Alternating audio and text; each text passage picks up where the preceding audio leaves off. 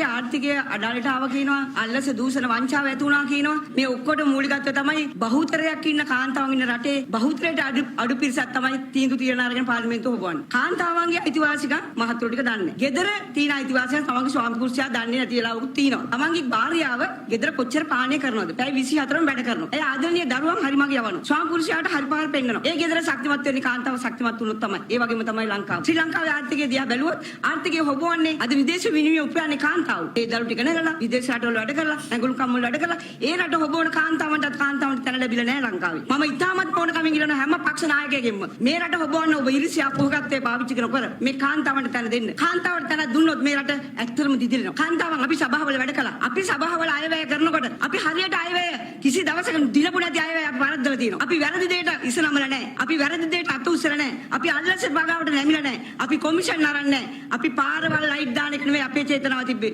කාන්තාවන් සවි බල ගැනීම. අපි ලංකාවේ කාන්තා කමිටු ස්ථාපිත කරන්න ගිහිල්ලා හෙළි යුද්ධයක පැටලෙනවා. කාන්තා කමිටු වගේ කොච්චර ලොකු සේවයක් කරන්න පුළුවන්ද? කාන්තාවන්ගේ ගැටලු අඳුර ගන්න පුළුවන්. සමහර කාන්තාවන් ගැටලු දුරු කරලා ගෙදර අඬා වැළපෙනවා. තමන්ගේ ස්වාමි පුරුෂයාගෙන් දරුවන්ගෙන් වෙන හිරියර කියන්න කෙනෙක් නැහැ. නමුත් කාන්තා මන්ත්‍රීවරුන් 2026ක් 25 කෝටයක් අනුව දාපු නිසා අද බිම් මට්ටමේ කාන්තාවන් සවි බල ගැනීමලා තියෙනවා. ස්වර්ණකේ වල සටහන් කරලා තියෙනවා. සභාව තුල හඬ නගලා තියෙනවා. අපිට නීතිමය ගැටලු ඇතිවෙච්චලා නීති ආධාර කොමිසමේ පිහිට ලැබලා දීලා තියෙනවා. අපි කාන්තාවන්ට යමක් කරන්න ඕන දුරකථනයෙන් අපිට කතා කරලා පැය 24ම දුරකථනයෙන් අපි කතා කරන කාන්තාවන්ට විපත් සම්බන්ධව. මෙහෙමයි කාන්තාවන් වැඩ කරන්නේ. මේ වගේ නගර සභා ප්‍රාදේශ සභා මහනගර සභා නියෝජනය කරපු කාන්තාවන් ඉතාමත්ම පාන්නරයෙන් අද ඉන්නවා. කාන්තාවන් മന്ത്രിවරුන් වශයෙන් වෙනකොට නගර සභා ප්‍රාදේශ සභාවේ ඇත්තටම දැනුම ගොඩක් මධිකමක් තිබුණා. අපිට මේ එක එක සංවිධාන අපිව දැනුවත් කරා. අපිට පුදුම දැනීමක් ලබා දුන්නා. අද අපි හොඳ පාන්නරයක ඉන්නවා. ඉතින් මම හිතනවා මේ කාන්තාවන් පාර්ලිමේන්තුව නියෝජනය කළ යුතුයි. පාර්ලිමේන්තුව නියෝජනය කරොත් ආදරණීය ඔබගේ ආදරණීය නිවසේ ඉඳන්ම ගෘහයේ ඉඳන්ම පෝෂණය වෙනවා. ආදරණීය දරුවන් පෝෂණය වෙනවා. මේ රටේ